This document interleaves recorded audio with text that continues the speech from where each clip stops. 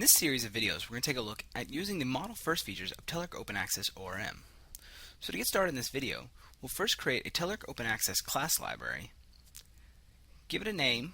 In this case, we'll call it Model First Demo, and then the model creation wizard will pop up. And for this demo, we're going to select Empty Domain Model since we're doing Model First, and then we'll click OK.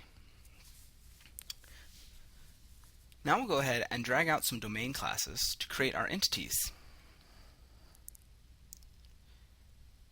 We'll name the first one Product and the second one Category. Now we'll add some properties. Right-click on the domain class and select Add New Property. Give your property a name, specify the type, and then do this for each property that you would like to add to your entities.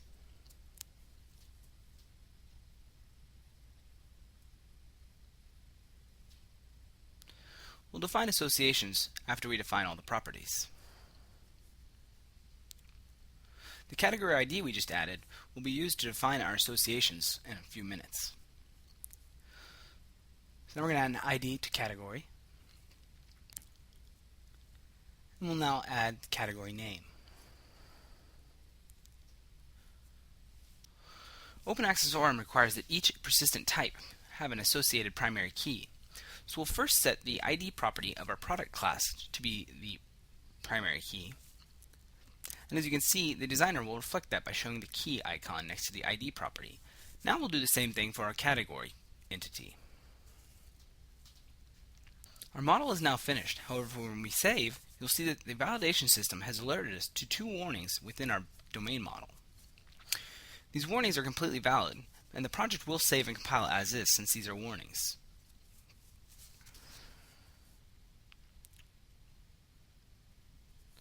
So now we need to map our persistent classes to tables. We'll expand the mapping detail editor, select an entity. In the table mapping section, check Use Default Mapping. This will have OpenAccess automatically map our product entity to a table, and each of its properties will get mapped to columns in that table. Now we'll do the same thing for categories. As you can see, the columns and properties have been created for us. So now both of our tables have been defined. If we take a look in the Model Schema Explorer, we'll note that two tables are now part of the model.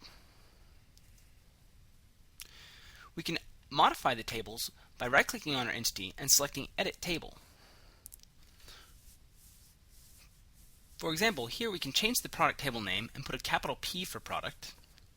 We'll update the name column to be name with a capital N, and we'll update each of the other fields as well. Now we'll do the same thing for the category entity. Right-click on it, select Edit Table, update the table name, and now we'll update each of the columns.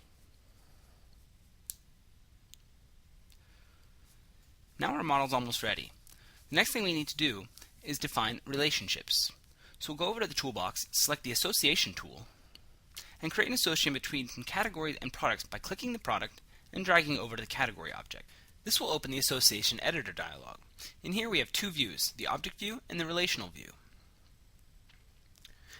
In the Relational View we're working with the tables, and in the Object View we're working with the entities.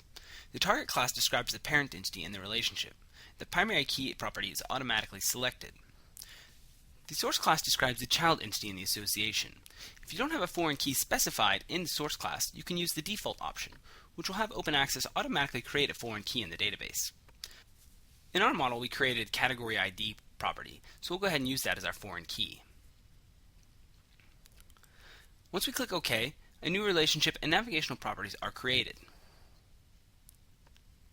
The next step is to update our database by using the Update Database from Model Wizard. First, we need to set up a new connection. We'll select SQL Server and connect to a local instance of SQL Server. We'll give the database a name, and then click OK. In this demo, the Model First scenario is what we're showing how to use. So that's why we're going to go ahead and select Create Database from the Update options. In an upcoming video, we'll show how to migrate the database. On the summary page, we can select the deployment options. We can preview and execute the generated DDL script. At the top, we'll go ahead and select Create Script File and Execute in the summary options. Now we'll click Finish, and you'll see that the script was executed successfully. Now we'll take a look at the Solution Explorer. As you can see, two files have been added.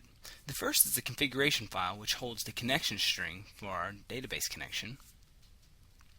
And the second is the script file that contains the DDL script to create our database. As you can see, there have been two tables created. All the names have been adjusted to the settings that we set in the Edit Table dialog. In addition, we have an index creation script, and we have the foreign key creation script. So now we'll take a look at SQL and see what was created in the database. As you can see, we have our two tables, categories and products. If we expand the categories node, you'll see that we have two columns, name and ID. And in the products table, we have our columns here as well, name, ID, and our foreign key category ID.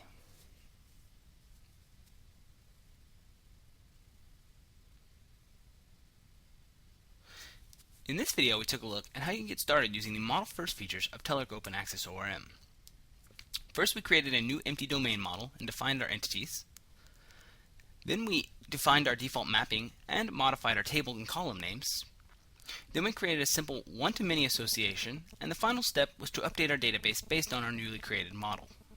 In the next part, we'll show you how you can make modifications to your model and how you can migrate your database.